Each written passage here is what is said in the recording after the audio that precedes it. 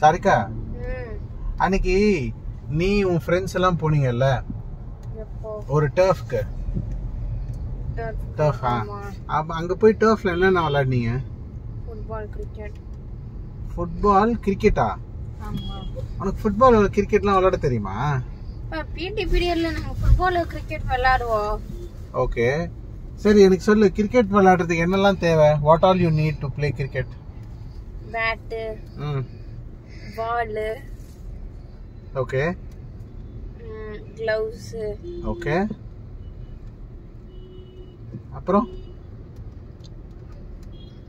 அந்த மூணு குச்சி இருக்குமே ரெண்டு கார்னர்ல மூணு குச்சி ஓ ஸ்டம்பா ஓகே ஓகே அப்ப ஸ்டம்புக்கு மேல ஒன்னு வைப்பாங்களே